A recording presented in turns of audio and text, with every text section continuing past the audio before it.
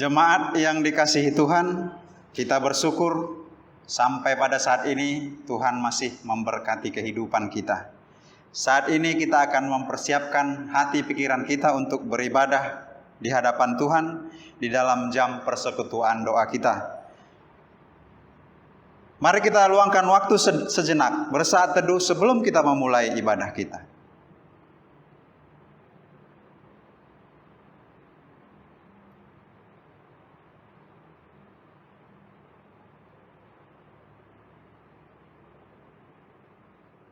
Amin. Nyanyian Kidung Baru nomor 100, Rindukah engkau mendapat berkat Tuhan?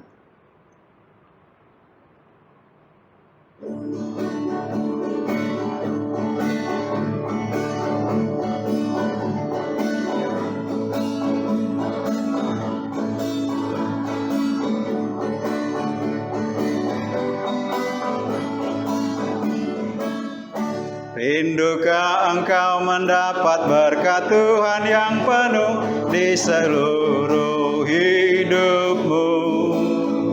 Mintalah kepada Bapamu yang janjinya teguh menyertai langkahmu. Roh Kudus terus meluap di hatimu, karena Tuhan berpesan, bawalah bejanamu. Roh Kudus terus meluap di hatimu, pun dengan kuasanya. Bawalah bejanamu yang kosong pada penebus, wahai kawan yang lesu. Dengan hati yang rendah tetap hentikan Roh Kudus masuk dalam hatimu. Roh Kudus terus meluap di hatimu, karena Tuhan berpesan, bawalah bejanamu. Roh Kudus terus meluap di hatimu, pun dengan kuasanya.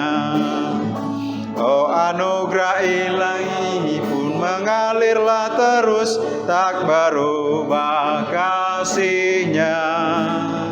Bejanamu kan terisi oleh kuasa Roh Kudus, ya dan amin janjinya. Roh Kudus terus meluap di hatimu, kawan Tuhan berpesan, bawalah bejanamu. Roh Kudus terus meluap di hatimu, pun dengan kuasanya. Mari kita bersatu di dalam doa. Bapa kami yang bertahta di dalam kerajaan sorga, Bapa kami yang maha baik, Bapa yang kami sembah, kami muliakan, hanya di dalam nama Tuhan Yesus, Tuhan dan Juru Selamat kami yang hidup. Kami sungguh mengucap syukur Tuhan atas penyertaan tangan kasih Tuhan yang sempurna dalam kehidupan kami. Dari waktu yang sudah kami lalui hingga pada malam hari ini, Tuhan masih beserta dengan kami, melindungi, memberkati, mencukupkan segala kebutuhan hidup kami, menyertai di dalam setiap pekerjaan, tugas, tanggung jawab, dan aktivitas kami. Dan kami bersyukur Tuhan, sampai malam hari ini, Tuhan memberikan kepada kami ketaatan, kesetiaan, untuk selalu datang kepada Tuhan, beribadah, memuji, memuliakan nama Tuhan yang kudus. Bapa yang baik dalam surga, saat ini kami mau serahkan seluruh kehidupan kami di dalam ibadah yang akan kami lakukan, setiap jemaat-Mu, supaya ketika kami beribadah di hadapan Tuhan, kami datang dengan segala kerendahan hati, bersungguh-sungguh, disertai dengan rasa takut dan hormat, ketika kami datang beribadah, memuji, memuliakan nama Tuhan yang kudus. Bagi kami yang mengambil bagian melayani hadirat Tuhan, yang memimpin pujian, yang bermain musik, bahkan hamba-Mu yang akan menyampaikan firman Tuhan. Tuhan Yesus sendiri yang memampukan, mengurapi, memberikan kuasa kepada kami, supaya pelayanan yang kami lakukan sungguh boleh menjadi berkat bagi kami sekalian, kemuliaan dan hormat bagi nama Tuhan yang kudus. Ampuni dosa kesalahan kami Tuhan, supaya kami layak datang ke hadirat Tuhan, memuji, memuliakan nama-Mu yang kudus. Hanya di dalam nama Tuhan Yesus, Tuhan dan Juru Selamat kami yang hidup yang penuh kuasa, kami sudah berdoa dan mengucap syukur. Amin. Sebelum kita mendengarkan sabda kebenaran firman Tuhan, mari kita memuji Tuhan dari nyanyian Kidung Baru nomor 140.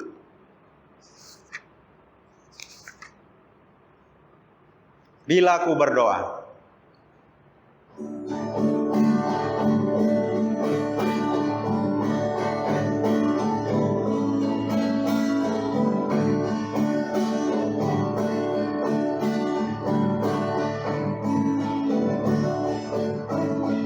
Tuhan sambut jiwaku bila ku berdoa. Dia dan ku bertemu bila ku berdoa. Bila ku berdoa, bila ku berdoa, Tuhan sambut jiwaku bila ku berdoa. Tiada bimbang dan gentar bila ku berdoa. Hatiku pun bergema bila ku berdoa. Bila ku berdoa, bila ku berdoa, Tuhan sambut jiwaku bila ku berdoa. Yesus tahu dan mengerti bila ku berdoa. Pengampunan diberi bila ku berdoa. Bila ku berdoa, bila ku berdoa, Tuhan sambut jiwaku bila ku berdoa. Kami persilahkan hamba Tuhan dalam menyampaikan sabda kebenaran firman.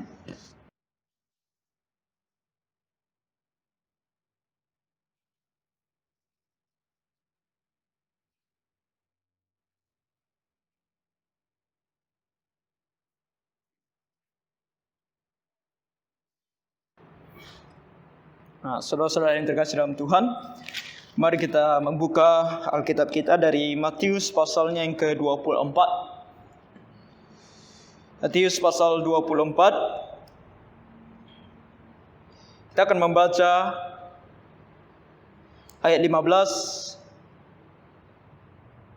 sampai ayatnya yang ke-28. Saya akan membacakannya bagi kita semua. Matius pasal 24 ayat 15 sampai 28. Jadi apabila kamu melihat pembinasa keji berdiri di tempat kudus, menurut firman yang disampaikan oleh Nabi Daniel, para pembaca hendaklah memperhatikannya. Maka orang-orang yang di Yudea haruslah melarikan diri ke pegunungan. Orang yang sedang di peranginan di atas rumah, janganlah ia turun untuk mengambil barang-barang dari rumahnya. Dan orang yang sedang di ladang, janganlah ia kembali untuk mengambil pakaiannya. Celakalah ibu-ibu yang sedang hamil atau yang menyusukan bayi pada masa itu. Berdoalah supaya waktu kamu melarikan diri itu jangan jatuh pada musim dingin dan jangan pada hari Sabat. Sebab pada masa itu akan terjadi siksaan yang dahsyat seperti yang belum pernah terjadi sejak awal dunia sampai sekarang dan yang tidak akan terjadi lagi. Dan sekiranya waktunya tidak dipersingkat, maka dari segala yang hidup tidak akan ada yang selamat. Akan tetapi oleh karena orang-orang pilihan, waktu itu akan dipersingkat.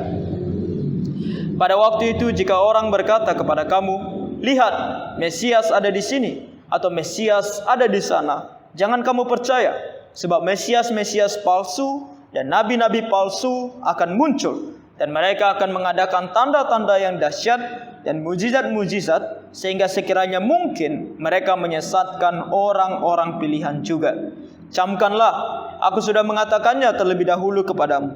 Dan apabila orang berkata kepadamu, lihat, ia ada di padang gurun, janganlah kamu pergi ke situ. Atau lihat, ia ada di dalam bilik, janganlah kamu percaya. Sebab sama seperti kilat memancar dari sebelah timur dan melontarkan cahayanya sampai ke barat, demikian pula lah kelak kedatangan Anak Manusia, di mana ada bangkai, di situ burung nazar berkerumun.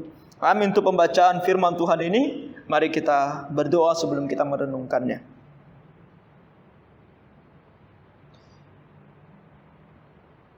Tuhan Bapa Surgawi, kami sangat bersyukur kepadamu ya Tuhan, jikalau di malam ini kami bisa kembali datang berkumpul meski di rumah kami masing-masing di dalam persekutuan doa ini. Tuhan, saat ini kami mau datang di hadapan-Mu untuk kami mau mendengarkan firman. Terima kasih ya Bapa, karena Engkau tidak meninggalkan kami sendiri dan tidak tahu akan apa yang Engkau kehendaki dan apa yang Engkau ajarkan. Melainkan kami boleh tahu apa yang bahkan terjadi di masa yang akan datang melalui firman. Terima kasih ya Bapa untuk firman yang telah Engkau berikan kepada kami melalui hamba-hamba-Mu, baik para nabi maupun para rasul. Terima kasih ya Tuhan, karena Engkau juga telah menjaga firman-Mu ini sehingga tetap sempurna dari awal penulisannya hingga pada hari ini. Bahkan telah diterjemahkan ke dalam banyak bahasa, bahkan di dalam bahasa kami sendiri, agar kami boleh membaca dan mengerti akan apa yang Engkau sampaikan. Namun ya Tuhan, kami menyadari juga betapa iblis bekerja dengan begitu kerasnya. Dan begitu banyak ajaran-ajaran yang tidak sesuai dengan firman. Dan begitu banyak orang juga berminat dan jatuh ke dalam ajaran-ajaran yang tidak sesuai dengan kehendak-Mu. Oleh karena itu ya Tuhan, di malam ini kami mau datang kepadamu untuk kami boleh melihat kebenaran firman-Mu, agar kami tidak mudah ya Tuhan jatuh di dalam sebuah ajaran yang tidak sesuai dengan kehendak-Mu. Kasihani kami ya Tuhan, agar kami boleh berkenan di hadapan-Mu saat ini. Roh Kudus-Mu yang kiranya bekerja di dalam hati dan pikiran kami. Ampuni kami dari segala dosa dan pelanggaran kami Tuhan. Dalam nama Tuhan Yesus kami berdoa dan mengucap syukur. Amin.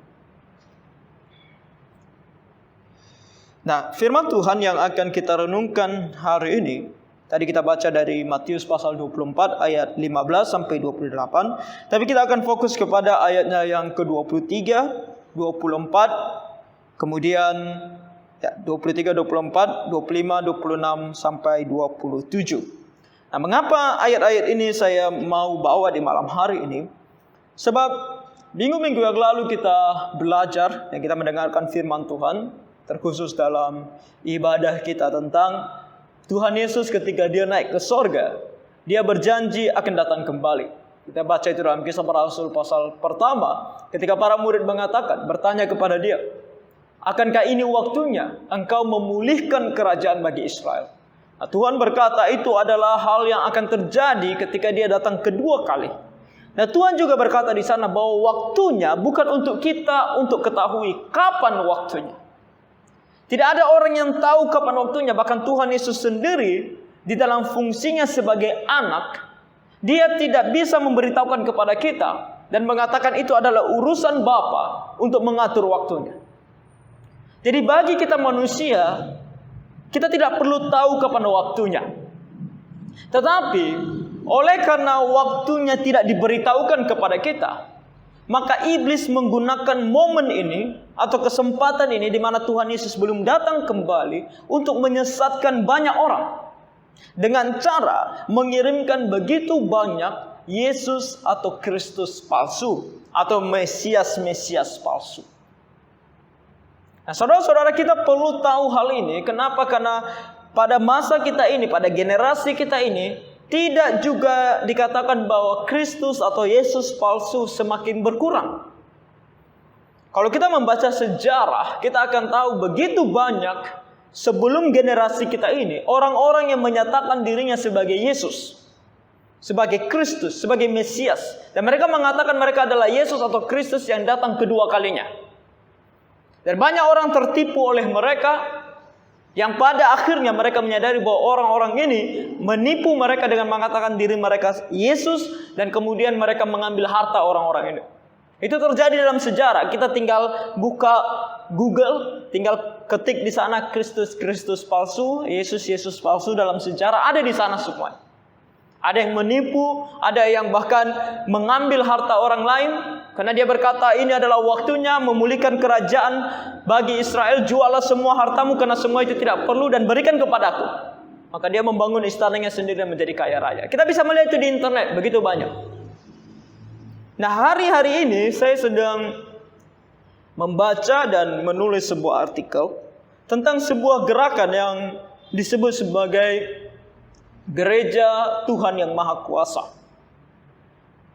Dan ini kenapa saya tertarik untuk membahas, membaca dan menulis tentang gereja ini. Karena pada awalnya gereja ini mulai berkembang, itu sekitar tahun 1991. Mereka mulai mendirikan gerakan ini. Dimulai oleh seorang yang mengaku dirinya sebagai Yesus. Yesus yang datang untuk kedua kalinya. Dan ini terjadi atau mulai di dataran Tiongkok sana. Kemudian oleh karena banyak sekali yang tidak menerima mereka, bahkan pemerintah tidak menerima mereka, maka pendirinya pindah ke Amerika. Dan waktu awal saya membaca tentang mereka ini, saya cuma mendapatkan bahwa mereka hanya ada di beberapa negara. Dan saya belum mendapatkan informasi apakah mereka sudah sampai di Indonesia atau belum. Tetapi baru saya temukan ternyata mereka sudah sampai di Indonesia. Di Facebook, Twitter, Instagram, YouTube, website, semuanya. Mereka sudah mengubahnya ke dalam bahasa Indonesia sehingga orang-orang di Indonesia bisa menontonnya, bisa membacanya. Dan di Facebook, itu kalau kita membuka Facebook mereka, setiap postingan mereka itu banyak sekali orang yang berkomentar di sana dan berkatakan amin. Begitu dengan video mereka. Nah, saya tidak tahu mengapa orang-orang ini mengatakan amin.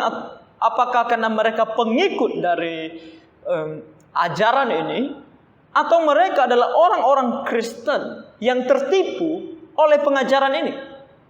Sebab kalau kita melihat videonya dan membaca artikelnya, kalau kita tidak sangat berhati-hati dan mengetahui firman Tuhan, kita bisa dibawa ke dalam kesesatan yang kita tidak sadar.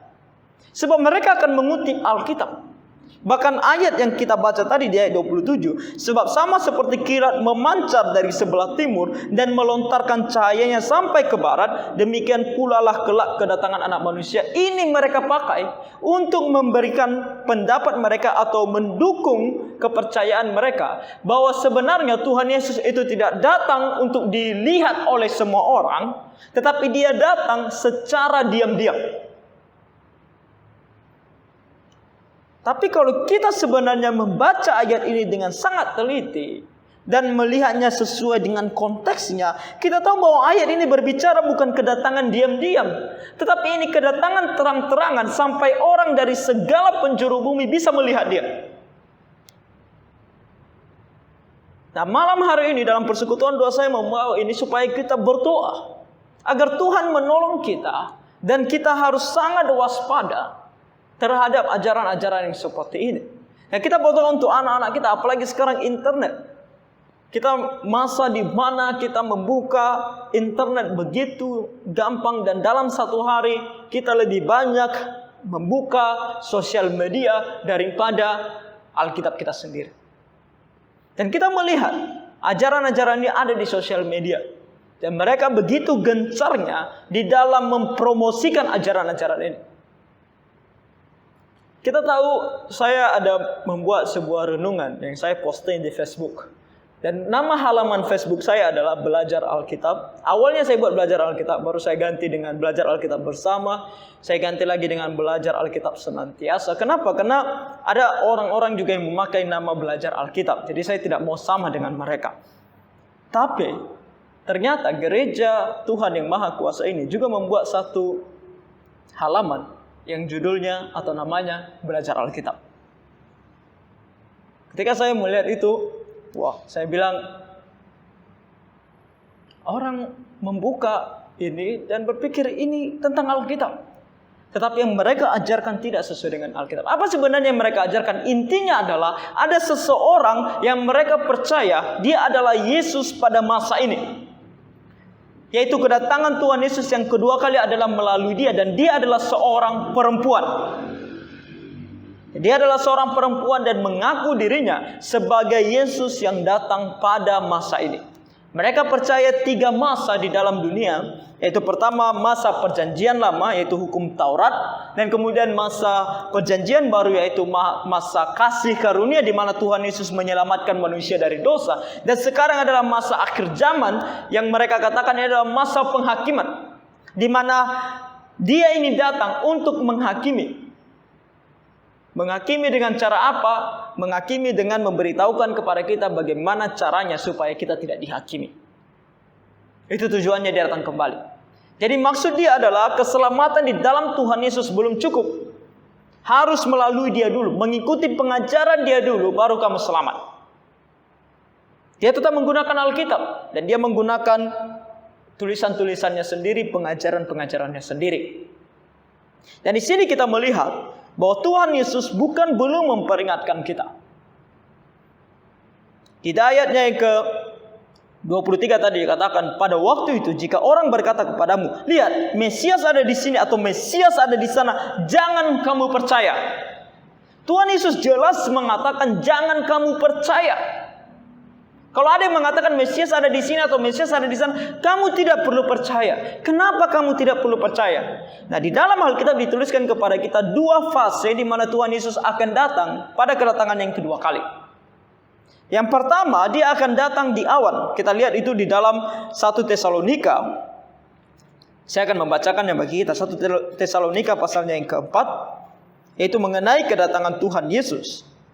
Dikatakan di ayat 16, sebab pada waktu tanda diberi, yaitu pada waktu penghulu malaikat berseru dan sangkakala Allah berbunyi, maka Tuhan sendiri akan turun dari sorga, dan mereka yang mati dalam Kristus akan lebih dahulu bangkit. Sesudah itu kita yang hidup, yang masih tinggal, akan diangkat bersama-sama dengan mereka dalam awan menyongsong Tuhan di angkasa. Demikianlah kita akan selama-lamanya bersama-sama dengan Tuhan. Tuhan Yesus akan datang, dan dia datang di awan, hanya sampai di awan-awan. Dan setiap orang yang sudah mati itu akan dibangkitkan, orang percaya tentunya. Dan kemudian kita yang masih hidup, kalau kita masih hidup ketika Tuhan Yesus datang kembali kedua kali, yaitu di awan, kita yang masih hidup, kalau kita sungguh-sungguh percaya kepada Tuhan Yesus, akan diangkat bertemu dengan Tuhan di awan. Kemudian kita percaya setelah itu masuklah masa kitab Wahyu, di mana Tuhan akan membiarkan seorang yang disebut sebagai antikristus untuk memimpin dunia selama 7 tahun lamanya. 7 tahun kesengsaraan di dalam dunia oleh antikristus. Dan kemudian pada akhir masa antikristus, yaitu 7 tahun itu, kita membaca di dalam Wahyu pasal 19. Bagaimana Tuhan Yesus datang kembali kedua kalinya. Dikatakan di ayatnya yang pasal 19 ayatnya yang ke-11. Lalu aku melihat sorga terbuka. Sesungguhnya ada seekor kuda putih. Dan ia yang menungganginya bernama yang setia dan yang benar. Tuhan Yesus sendiri. Ia menghakimi dan berperang dengan adil. Dan matanya bagaikan nyala api. Dan di atas kepalanya terdapat banyak mahkota. Dan padanya ada tertulis suatu nama yang tidak diketahui seorang pun kecuali ia sendiri. Dan ia memakai jubah yang telah dicelup darah. Dan namanya ialah Firman Allah. Itulah kenapa kita tahu ini adalah Tuhan Yesus. Karena Tuhan Yesus di dalam Alkitab selalu disebutkan sebagai firman. Firman yang hidup, firman Allah. Dan penulis kitab Wahyu adalah Rasul Yohanes. Dalam Yohanes pasal 1 ayat 1 dia menyebut Tuhan Yesus sebagai firman. Firman itu bersama-sama dengan Allah, dan firman itu adalah Allah, Tuhan Yesus sendiri. Oke? Dan ayat 14 dikatakan, dan semua pasukan yang di sorga mengikuti dia. Mereka menunggang kuda putih dan memakai lenan halus yang putih bersih. Dan dari mulutnya keluarlah sebilah pedang tajam yang akan memukul segala bangsa. Dan ia akan menggembalakan mereka dengan gada besi. Dan ia akan memeras anggur dalam kilangan anggur, yaitu kegeraman murka Allah yang maha kuasa. Kedatangan Tuhan Yesus kedua kali bukan dengan diam-diam. Dia akan datang dengan seluruh pasukan dari sorga dan mengalahkan semua bangsa yang ada di dalam dunia ini. semua bangsa yang memberontak terhadap Allah, begitulah Tuhan Yesus akan datang. Jadi makanya dikatakan oleh Tuhan Yesus kepada kita di Matius pasal 24 ayat 23 tadi, pada waktu itu jika orang berkata kepadamu, lihat Mesias ada di sini atau Mesias ada di sana, jangan kamu percaya. Karena ketika dia datang, tidak perlu orang kasih tahu kepada kamu dia ada di sini atau dia ada di sana, kamu akan tahu. Kamu pasti akan melihat kedatangannya. Karena kedatangannya begitu luar biasa, sehingga setiap mata akan melihat apa yang terjadi. Di sini dikatakan di ayat 25, ayat 24, sebab Mesias palsu dan nabi-nabi palsu akan muncul dan mereka akan mengadakan tanda-tanda yang dahsyat dan mujizat-mujizat sehingga sekiranya mungkin mereka menyesatkan orang-orang pilihan juga. Dan kedatangan mereka, nabi-nabi palsu ini, Mesias palsu ini, juga disertai dengan begitu banyak mujizat. Makanya saudara-saudara, kita harus ingat, kita harus tahu ini. Sebab ketika kita melihat suatu hal yang luar biasa, mujizat-mujizat, kita selalu berpikir bahwa itu harus datang daripada Allah. Tidak juga. Mujizat, iblis pun bisa lakukan. Apa arti mujizat? Mujizat adalah suatu hal yang tidak natural, tidak alami. Itu dia mujizat. Sesuatu yang tidak natural. Kalau kita ingat, kalau kita membaca kitab Keluaran, ketika Musa mengubah air menjadi darah. Mengubah air menjadi darah. Itu tidak natural, itu tidak alami. Air berubah menjadi darah. Tidak alami. Tetapi kita juga tahu bahwa para dukun di Mesir juga bisa melakukannya. Memang ada hal-hal tertentu yang nanti kalau kita melihat ke 10 tulah, sampai tulah tertentu mereka tidak bisa lagi lakukan. Tetapi untuk air menjadi darah, itu sudah menjadi mujizat yang luar biasa kalau kita melihatnya. Dan apakah kalau sesuatu itu terjadi tidak alami, kemudian kita bisa mengatakan itu berasal dari Allah? Tidak. Karena harus berhati-hati. Bahkan Mesias dan nabi-nabi palsu ini ketika mereka akan datang dengan begitu banyak mujizat. Oleh karena itu, pengalaman mujizat, hal-hal yang mungkin spektakuler di luar sana belum berarti atau menentukan mereka itu datangnya dari Allah atau bukan. Yang menentukan mereka datangnya dari Allah adalah apakah mereka membawa kita kepada Tuhan Yesus yang sesuai dengan Alkitab atau tidak. Itulah yang menentukan. Ayat 25, camkanlah, aku sudah mengatakannya terlebih dahulu kepadamu. Tuhan Yesus sudah tahu pada generasi yang akan datang, termasuk dalam generasi kita ini, terlebih lagi dalam generasi kita ini. Karena ini adalah akhir dari akhir zaman. Akan begitu banyak mereka akan datang dan menyesatkan kita. Ayat 26, jadi apabila orang berkata kepadamu, lihat, ia ada di padang gurun, janganlah kamu pergi ke situ. Atau lihat, ia ada di dalam bilik, janganlah kamu percaya. Sebenarnya ayat ini sudah menunjukkan kepada kita bahwa yang namanya gereja Tuhan yang Maha Kuasa itu adalah ajaran yang sesat. Sebab kenapa? Karena mereka, kalau kita membaca artikel mereka, tulisan-tulisan mereka dalam website mereka, website resmi mereka, mereka memberitahukan kepada kita di sana bahwa Tuhan Yesus sudah datang. Kapan? Di mana? Dengan cara yang sangat pribadi. Di dalam bilik. Tuhan Yesus sudah kasih tahu sama kita. Lihat, ia ada di dalam bilik. Janganlah kamu percaya. Kalau dia datang secara diam-diam dan tidak ada yang tahu, dan orang bilang dia adalah Mesias, jangan kamu percaya.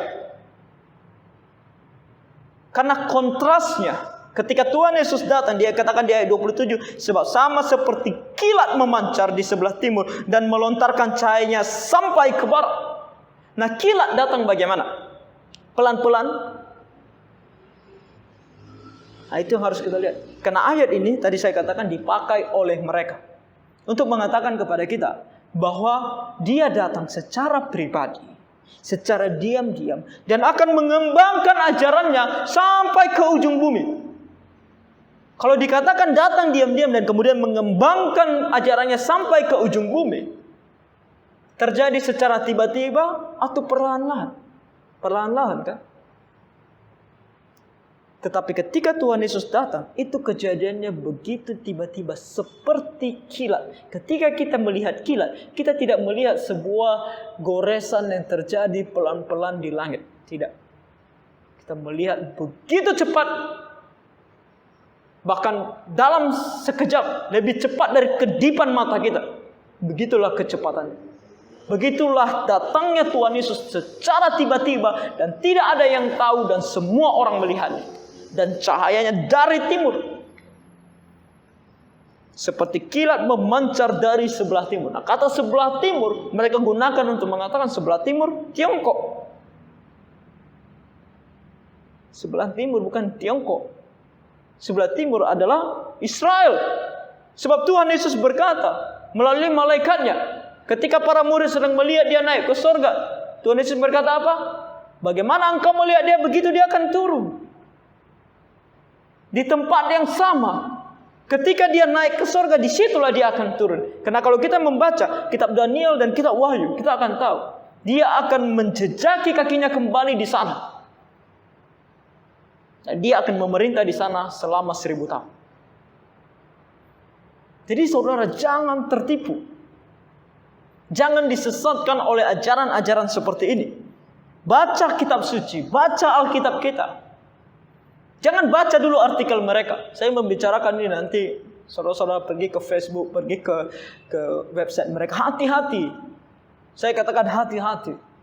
Mereka mempunyai video-video yang luar biasa membuat kita tersesat.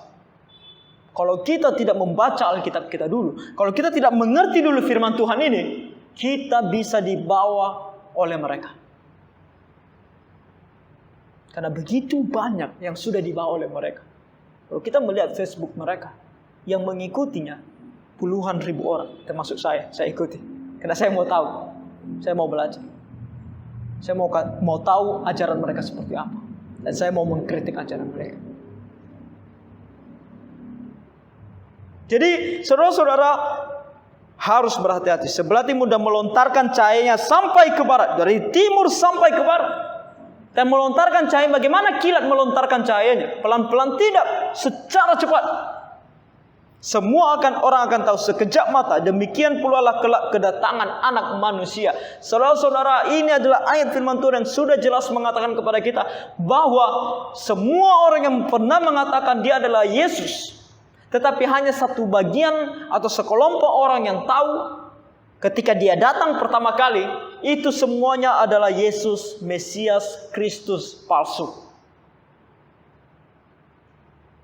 Begitu juga dengan gereja Tuhan yang Maha Kuasa ini.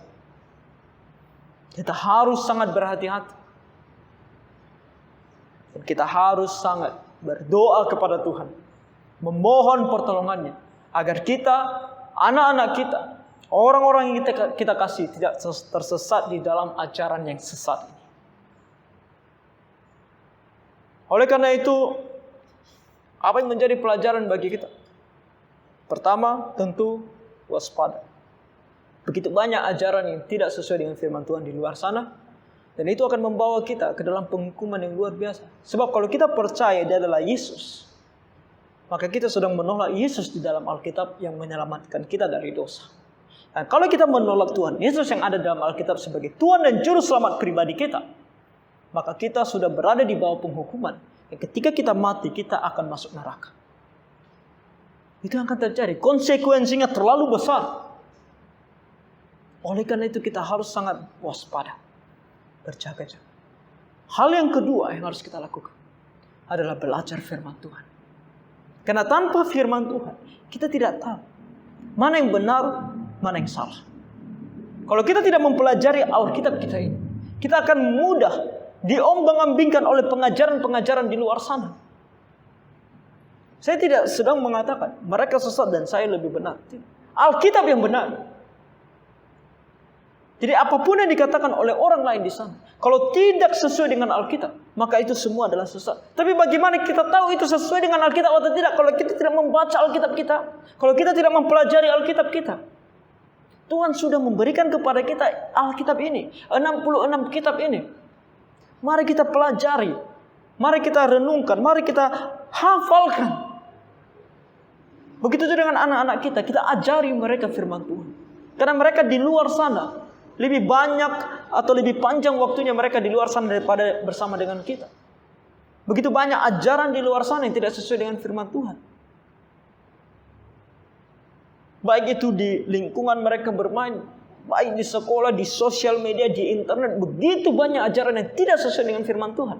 Kita harus ajarkan mereka firman Tuhan supaya mereka bisa melihat mana yang benar, mana yang salah, mana yang harus dipercaya, mana yang harus dibuang. Supaya mereka tidak tersesat. Yang ketiga, berdoa. Berdoa dengan sungguh-sungguh setiap saat.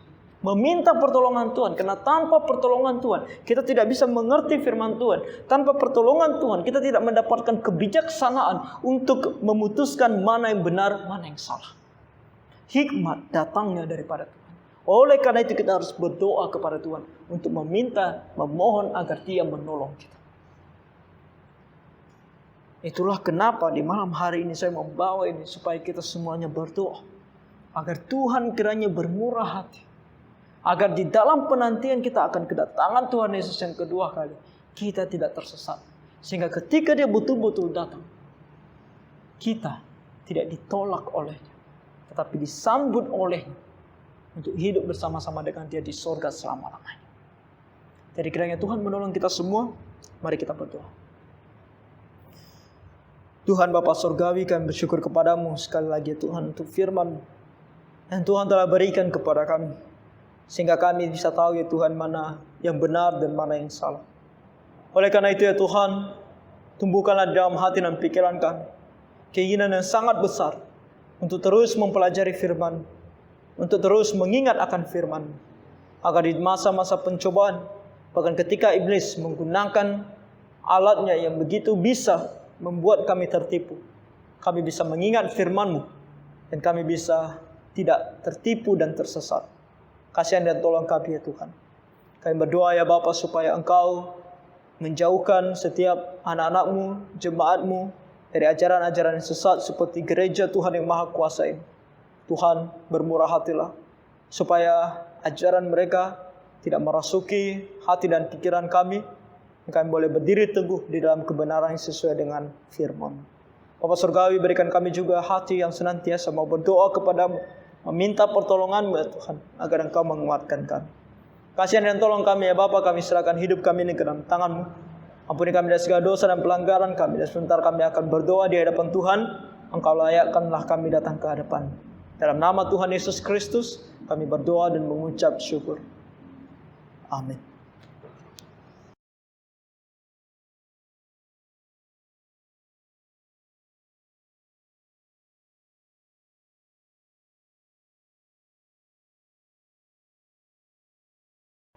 Jemaat yang dikasihi Tuhan, kita bersyukur kalau kita sudah boleh memuji nama Tuhan yang kudus. Kita juga boleh mendengarkan sabda kebenaran firman Tuhan. Kiranya setiap kita jemaat Tuhan semakin rindu belajar akan firman Tuhan, baik di dalam membaca, mendengarkan, supaya pengetahuan kita semakin ditambahkan.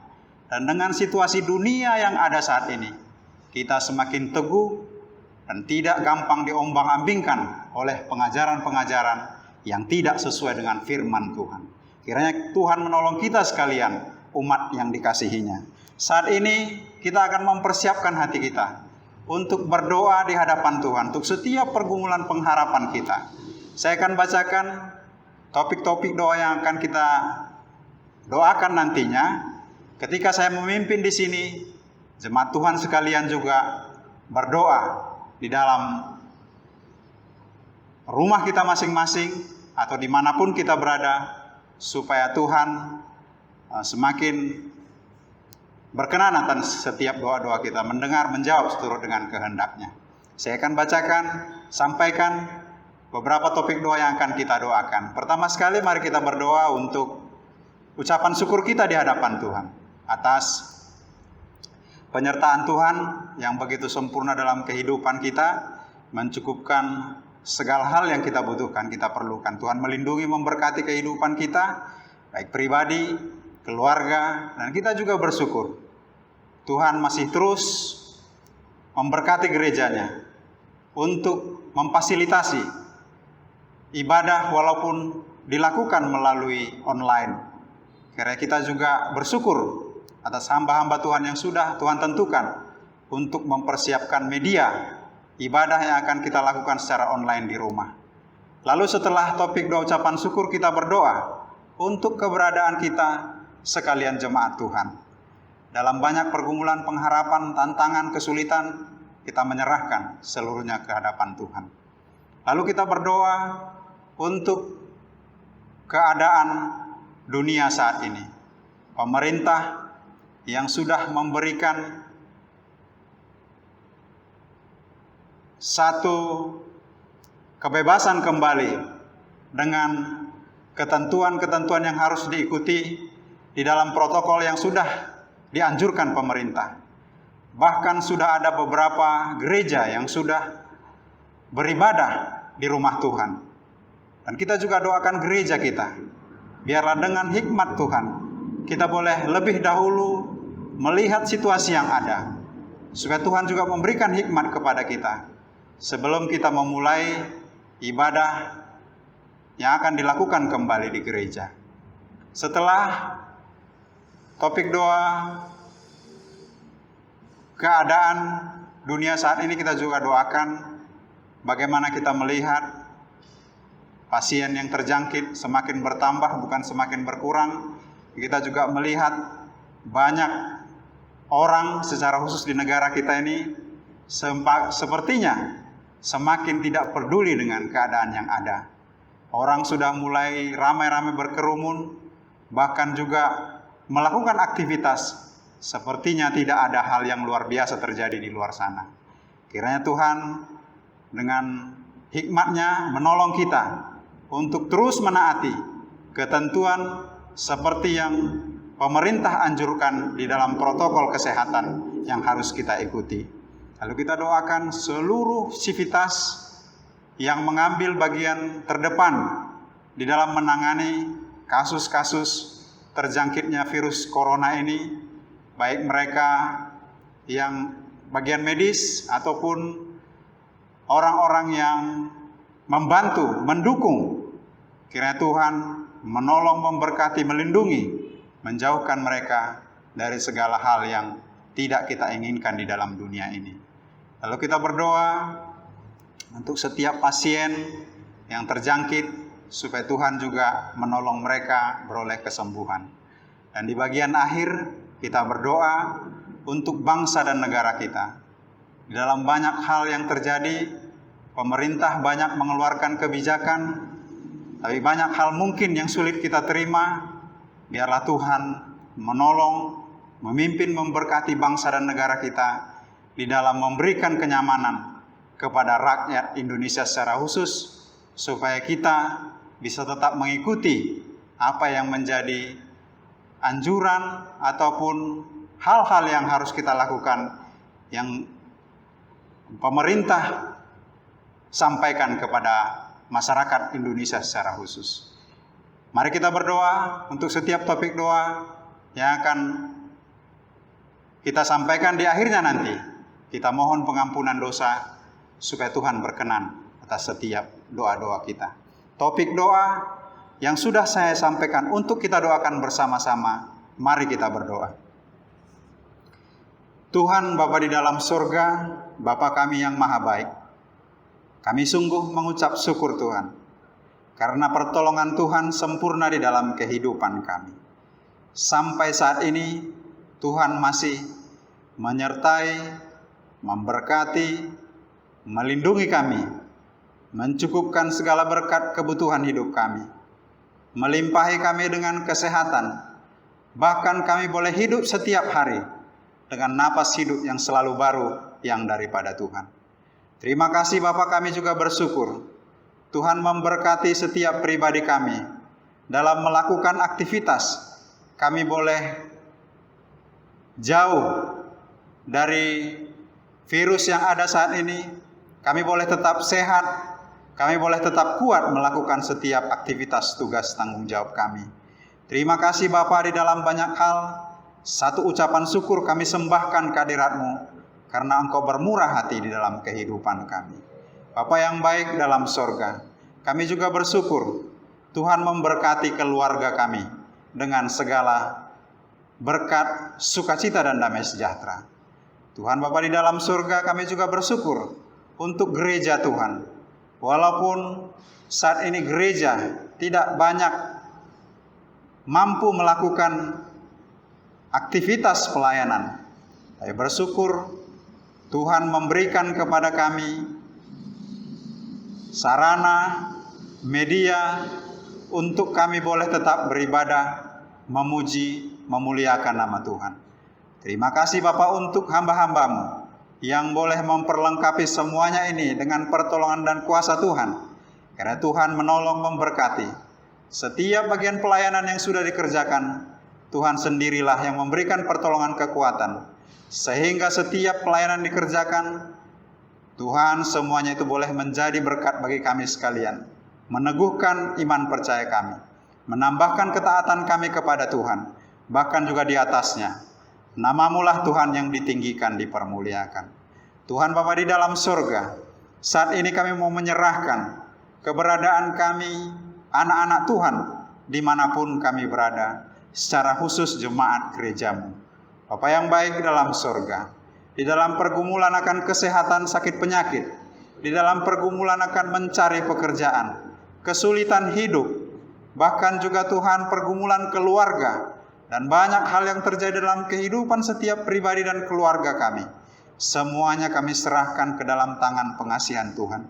Di situasi yang sulit, mencekam, menakutkan saat ini, Tuhan ajarilah kami untuk terus memandang kepada Tuhan. Ajarilah kami untuk terus belajar taat, membaca firman Tuhan, mendengarkan firman-Mu, bahkan belajar untuk terus menyerahkan diri, supaya Tuhan, kami diberikan Tuhan hati yang selalu memiliki sukacita, rasa nyaman, rasa aman dalam lindungan Tuhan. Sambil kami memperhatikan kehidupan kami, sambil kami memperhatikan aktivitas kami, sambil kami menuruti protokol dan aturan yang dianjurkan pemerintah. Ketika kami bekerja, ketika kami melakukan aktivitas, bahkan ketika kami ada bersama-sama dengan orang-orang di luar sana. Supaya Tuhan, ketika kami sudah mengikuti anjuran pemerintah, ketika kami sudah berdoa mohon pimpinan pertolongan perlindungan Tuhan, kami aman, jauh dari segala celaka dan mara bahaya. Kami serahkan seluruh kehidupan jemaat-Mu, umat Tuhan ke dalam tangan pengasihan-Mu, supaya Engkau tetap memberikan hikmat bijaksana kepada kami sekalian. Terima kasih Bapa. Kami juga berdoa menyerahkan untuk situasi yang ada saat ini, di mana pemerintah sudah mengizinkan keleluasaan untuk beraktivitas, bahkan juga melakukan ibadah.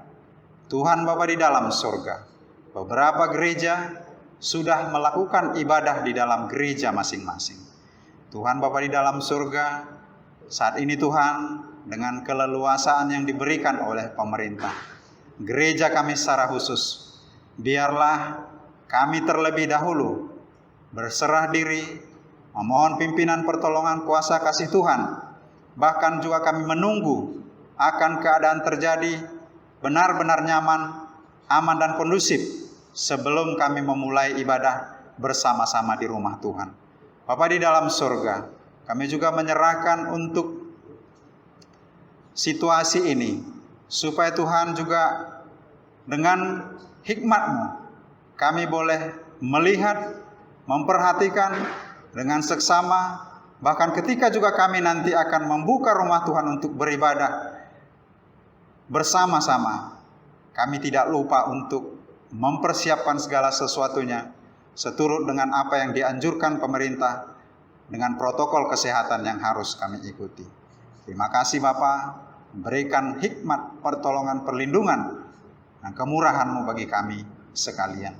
Kami juga berdoa untuk virus yang ada saat ini, yang terjangkit, yang sudah positif, yang kami ikuti di dalam informasi di media yang ada, bahwa semakin hari bukan semakin berkurang orang-orang yang terjangkit, terkena dampak virus yang positif. Tuhan Bapa di dalam surga, biarlah kami terus diberkati Tuhan dengan perlindungan, pertolongan, dan hikmat di dalam menjalani kehidupan kami. Ketika kami ada di dalam keramaian, ketika kami ada di tempat umum, kami belajar, berusaha, bahkan dengan sungguh-sungguh memperhatikan protokol kesehatan yang dianjurkan, menggunakan masker, menghindari akan bersentuhan, dan hal-hal yang harus kami ikuti kami lakukan. Biarlah Tuhan kami belajar disiplin, taat melakukannya, supaya virus yang ada kami tidak terjangkit di dalamnya. Bapa di surga, biarlah juga Tuhan memberkati setiap orang yang terjangkit, boleh beroleh kemurahan Tuhan, kesembuhan kesehatan yang sempurna. Tuhan Bapa di dalam surga, kami juga berdoa menyerahkan untuk semua sivitas yang menjadi garda terdepan untuk penanggulangan virus yang ada saat ini, baik para medis, para sukarelawan, bahkan ada donatur yang mendukung, bahkan setiap orang yang terlibat, yang mau membantu menolong. Tuhan sendirilah yang menyertai, memberkati, melindungi, memberikan pertolongan hikmat bijaksana yang daripada Tuhan. Dan biarlah Tuhan berkat-Mu melimpah atas mereka, supaya setiap tanggung jawab yang mereka emban dan ambil, biarlah Tuhan semuanya itu menjadi berkat, secara khusus menjadi pertolongan bagi orang-orang yang sudah positif, sehingga lewat semua yang mereka lakukan, setiap orang yang terjangkit boleh beroleh kesembuhan, kemurahan yang daripada Tuhan. Kami juga berdoa menyerahkan untuk pemerintah kami di dalam situasi yang sulit, mencekam, menakutkan. Biarlah Tuhan memberkati pemerintah kami untuk menentukan segala sesuatunya dengan hikmat dan kuasa yang daripada Tuhan saja, supaya ketika kebijakan, ketika juga banyak hal aturan dibuat, masyarakat boleh menaati, menuruti, dan biarlah semuanya itu untuk kebaikan seluruh masyarakat yang ada di bangsa dan negara kami. Kami serahkan kehidupan kami, bangsa dan negara kami, gereja Tuhan, bahkan seluruh pergumulan kami ke dalam tangan pengasihan Bapa yang baik dalam surga. Banyak doa pergumulan pengharapan yang ingin kami utarakan di hadapan Tuhan. Kami terbatas dengan pengetahuan, kami terbatas akan kemampuan. Biarlah Tuhan, kami sungguh percaya di dalam banyak pengharapan pergumulan permasalahan, kami percaya Tuhan pasti melindungi, menolong, memberkati, mencukupkan segala hal yang kami perlukan. Inilah doa kami Bapa. Di atas semua doa permohonan kami sungguh sadar dosa, kesalahan, pelanggaran, semua hal yang tidak berkenan di hadapan Tuhan, itulah yang membuat kami tidak menerima berkat Tuhan. Dan saat ini Tuhan, dengan segala kerendahan hati, kami mohon ampun di hadapan-Mu. Ampunilah dosa kesalahan kami Tuhan. Sucikan, kuduskan kami, supaya kami layak datang ke hadapan Tuhan, memohon, meminta, berharap, dan berdoa. Bahkan dengan kemurahan-Mu, Engkau menjawab, melimpahkan berkat kepada kami seturut dengan kehendak-Mu. Inilah doa kami Bapa. Hanya di dalam nama Tuhan Yesus, Tuhan dan Juru Selamat kami yang hidup penuh kuasa, kami sudah berdoa dan mengucap syukur. Amin. Kami serahkan kepada Bapak Sebastian untuk menutup kita di dalam doa.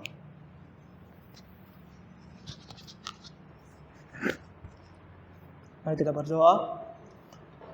Tuhan Bapa Surgawi, kami bersyukur kepada-Mu ya Tuhan untuk ibadah persekutuan doa kami di malam hari ini yang boleh kami laksanakan meski masih di rumah kami masing-masing. Tapi kami bersyukur ya Bapa, untuk Tuhan berikan kami kesempatan untuk bisa berkumpul bersama keluarga kami masing-masing. Untuk kami boleh memuji nama Tuhan, kami boleh bersekutu bersama-sama dan juga berdoa bersama-sama dan mendengarkan firman-Mu bersama-sama. Terima kasih ya Bapa untuk malam hari ini. Terima kasih untuk segala doa yang telah kami naikkan di hadapan Tuhan. Bapa, biarlah Engkau menjawabnya sesuai dengan kehendak-Mu. Engkau bermurah hati ya Tuhan untuk mendengarkan setiap seruan dan permohonan kami ya Tuhan. Kembali kami menyerahkan hidup kami ke dalam tangan-Mu di masa-masa yang sulit ini, di masa-masa pandemik ini. Tuhan yang kiranya menjaga, memelihara, dan menolong kami ya Tuhan. Agar sekiranya segala hal yang kami kerjakan dan kami lakukan berada di bawah lindungan dan pertolongan tangan Tuhan. Sehingga kami betul terhindar dari segala penyakit yang ada. Kami boleh tetap hidup untuk melayani Tuhan. Dan jikalau pun waktunya bagi kami untuk kembali kepadamu ya Tuhan, maka kuatkan kami ya Tuhan untuk menghadapi setiap hal yang akan membuat kami kembali kepadamu. Kasihani dan tolong kami ya Bapa. Dan berikan kami iman yang teguh untuk kami boleh senantiasa berharap dan menunggu jawaban daripadamu. Menunggu waktu yang tepat yang sesuai dengan kehendak-Mu. Kasihani dan tolong kami ya Bapa. Bermurah hatilah kepada kami. Dan jauhkan kami dari segala pencobaan. Jauhkan kami juga dari segala hal yang bisa membuat kami jauh daripada Tuhan. Tuhan, kami berterima kasih dan bersyukur. Kami berdoa menyerahkan hidup kami ini ke dalam tangan-Mu. Dalam nama Tuhan kami Yesus Kristus, yang telah mengajarkan kami berdoa demikian. Bapa kami yang di surga, dikuduskan nama-Mu. Datanglah kerajaan-Mu, jadilah kehendak-Mu di bumi seperti di surga. Berilah kami pada hari ini makanan kami yang secukupnya. Dan ampunilah kami atas segala kesalahan kami, seperti kami juga mengampuni orang bersalah kepada kami. Dan janganlah membawa kami ke dalam pencobaan, tetapi lepaskanlah kami daripada yang jahat. Karena Engkau yang mempunyai kerajaan dan kuasa dan kemuliaan sampai selama-lamanya. Amin. Ibadah persekutuan doa kita telah selesai. Tuhan memberkati.